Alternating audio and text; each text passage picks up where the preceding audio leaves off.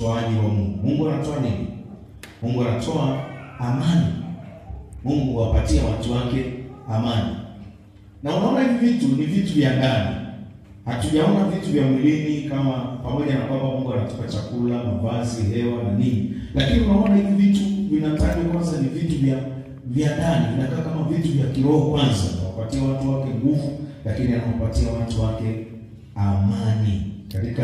Katika ile Zaburi 29 mstari wa 11 tuliweza kuona jambo hilo. Nasema wabarikia watu wake kwa amani. Amani. Kwa nini? Kwa sababu Mungu mwenyewe ni amani. Ama Mungu ni Mungu wa amani. Amani ni kitu cha muhimu sana kwa mtu wa rohoni. Soma katika Wagalatia 5:22 utafahamu ya kwamba amani ni tunda, ni kitu ambacho kinabebwa ama kinaachiliwa kwetu na Roho Mtakatifu. Roho Mtakatifu anatupatia amani. Nasema lakini tunda la Roho ni upendo, furaha, ni amani. Mungu huwapatia watu wake amani kwa sababu yeye ni Mungu wa amani.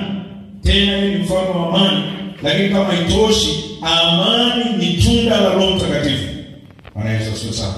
Katika Wathesalonike wa kwanza 5:23. Wathesalonike wa kwanza 5:23.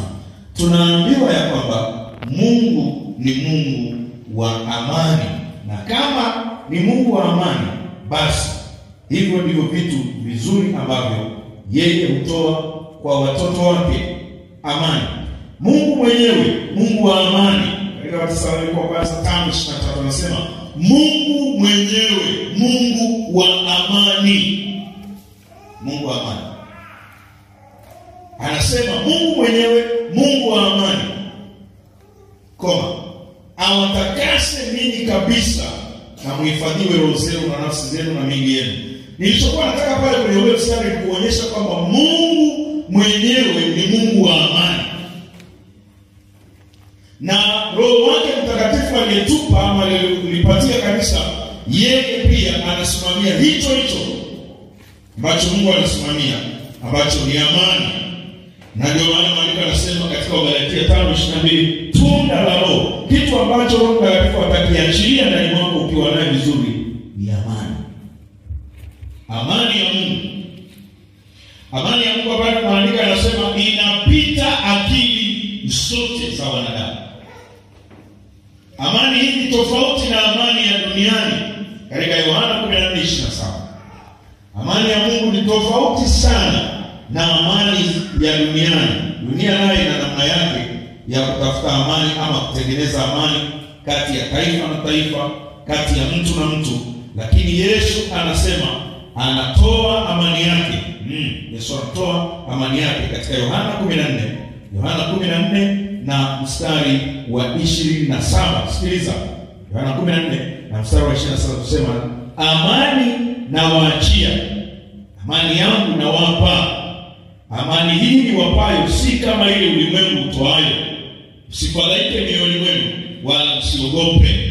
Yesu alitaka kuwahakikishia wanafunzi wake, hata kama anaondoka anawaacha kwenye dunia iliyokuwa imemchukia Yesu na iliyokumsaliti, dunia ambayo inawachukia wanafunzi wa Yesu, anawahakikishia kitu kimoja: amani yangu ninawapa, amani yangu ninawaachia, ninawapa sivyo kama ulimwengu unavyotoa. Amani ya Mungu ni tofauti sana na amani ya duniani. Dunia nayo ina namna yake ya kutafuta amani ama kutengeneza amani kati ya taifa na taifa, kati ya mtu na mtu.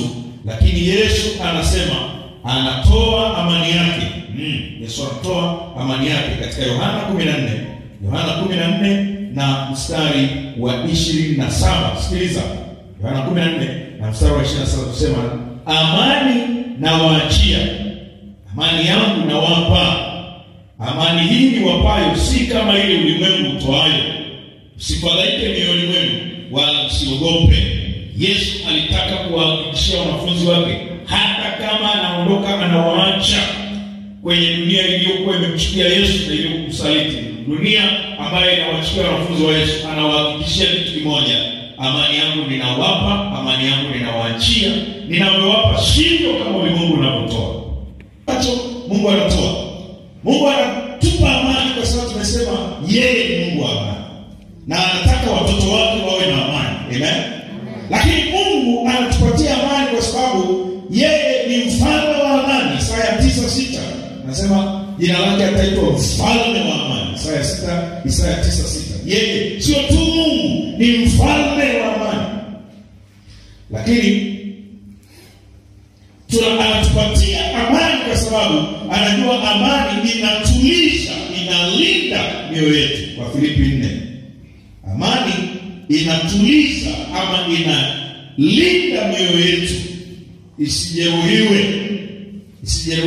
Na kuna kitu cha kuchunga sana katika maisha yako, ni usalama wa mtu wako wa ndani.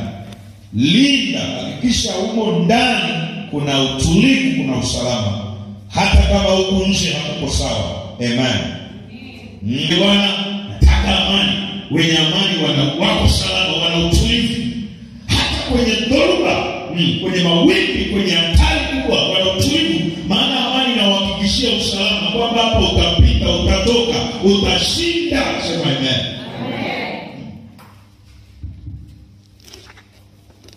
Na amani hii huwezi kupata mahali pengine kwa Mungu.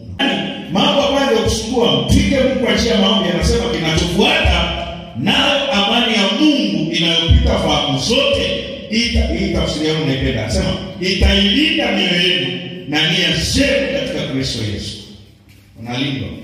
Hakuna pressure kupana na kusuka inayotokana na majaribu. Hakuna labda mapepo au ya kurithi. Na wala ambao mna magonjwa ya kurithi, anzeni kupambana nayo kwa njia ya maombi. Haiwezekani kwa sababu bibi au shangazi au nani wa mlango nani walikuwa wananiita tu, na wewe ndio kupata na huko umeokoka. Mwambie ase mimi huko niliokoka. Sitaki mambo ya magonjwa ya shangazi siku za nani wa zamani kule. Hayanusu mimi, sema hayanusu. Kwa sababu Mungu anasema naye alituokoa na ufalme wa giza akatuhamisha. Mtu aliokoka amehamishwa jamani. Hayupo kule, ni wa uzao huo. Mimi hapa naitwa Kimario. Ni hivyo chikuko letu, ukoo wetu na Kimario, sio wa Masao. Sasa mambo ya kina Kimario hayaruhusiwi kuvuka mpaka kule gizani. Yaje anifuate mimi huku nuruni. Haifai. Ukiona yapo yananiandama, ujue maana yake mimi nimekataa kuvuka mpaka, niko mpakani bado. Na tena mguu mmoja huko upande wa pili. Na ndio maana wale walikuwa na madai na nguvu ya kuniandama na kunisumbua. Sasa nasema amani hiyo itailinda mioyo yenu. Hayo unachohitaji ni kujituliza kwa Bwana. Sema amen. Vitu vile vinavyokusumbua, pambana navyo. Hakikisha huko ndani uko salama, na Mungu akiachilia amani itakuhifadhi, itakutuliza, inakupa uwezo wa kwenda, unaenda ukiridhika, unaenda kushukuru, unaenda ukiona mambo yako sawa, mpaka utakapokutana na muujiza wako. Sema amen. Kwa kuwa tumeokolewa moja kwa moja, tumepatanishwa, tumeletwa katika uhusiano na Mungu, na kwa hivyo tuna amani kwa Mungu, tuna amani na Mungu. Wenye dhambi hawana amani na Mungu, hawana mahusiano. Ndio maana Adamu na Eva walipotenda dhambi, ile amani walikuwa nayo, ambacho amani inampa mtu usalama wa ndani, amani inampa mtu ujasiri. Adamu na mke wake walikimbia kutoka mahali ambapo Mungu alikuwa anawatembelea, wakaenda kujificha. Nini kimetokea? Hakuna amani, wameshavuruga mambo. Mungu alipokuja hawapo. Uko wapi dhambi imejificha Mungu? Kwani nini kimetokea? Kesi ile kaendelea. Kwa hiyo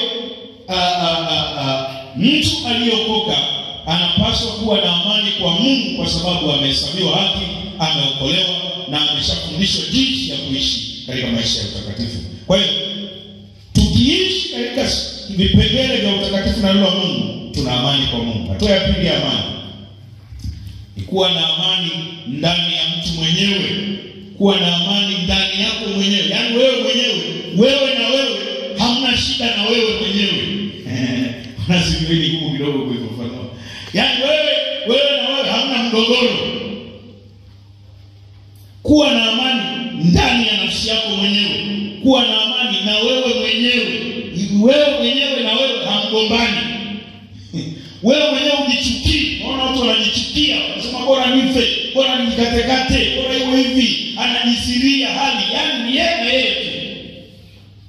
Kwa nini naomba hivi? Bora ikuwe nguo iko hivi, mbona miguu yangu imekaa hivi, mbona shinyele zinakaa hivi. Yaani unakuta mtu ana amani na yeye mwenyewe. Ndio unaona watu wanaanza kubandika makucha mengine, wanaanza kuweka kope nyingine. Hawana amani na wao wenyewe, hawajajiridhikia jinsi walivyo.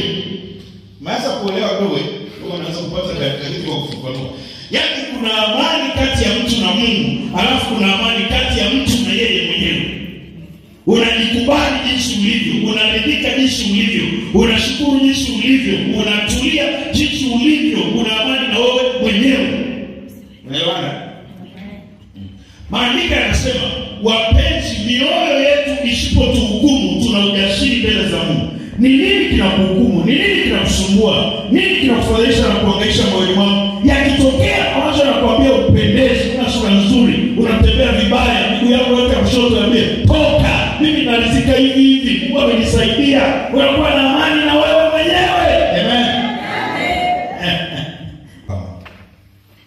Lakini kuna amani ngazi ya tatu. Ngazi ya kwanza ni amani yako na Mungu. Pia mbele za Mungu kuna uogopi. Uone kwamba atakumaliza kwa sababu wewe na yeye mambo yenu yako sawa. Lakini una amani na wewe mwenyewe. Lakini nyingine ni amani na watu wengine. Amani na nani? Kuna amani yako na Mungu, kuna amani yako na wewe mwenyewe, lakini kuna amani yako na watu wengine. Kwa kuwa Mungu huwapa watu wake amani, anategemea uwe na amani na yeye. Anategemea uwe na amani na nafsi yako, anategemea uwe na amani na watu wengine. Na mtu mwenye amani na Mungu, uwe na uhakika atakuwa na amani na yeye, uwe na uhakika atakuwa na amani na watu wengine. Kwa sababu anaposema amani, maana yake Mungu sio Mungu wa machafuko. Kuna maandiko yanasema hivyo. Mungu wetu ni Mungu wa amani, sio Mungu wa nini? Wa machafuko. Sio Mungu wa vita, sio Mungu wa msuguano, sio Mungu wa kumfanya mtu kujisikia vibaya. Hapana. Na unapokuwa na amani na watu wote, unazidi kuwa huru zaidi. Kwa hiyo tunahitaji kuwa na amani katika viwango hivi: amani kwa Mungu, amani ndani yetu wenyewe, amani na watu wote. Bwana Yesu asifiwe sana.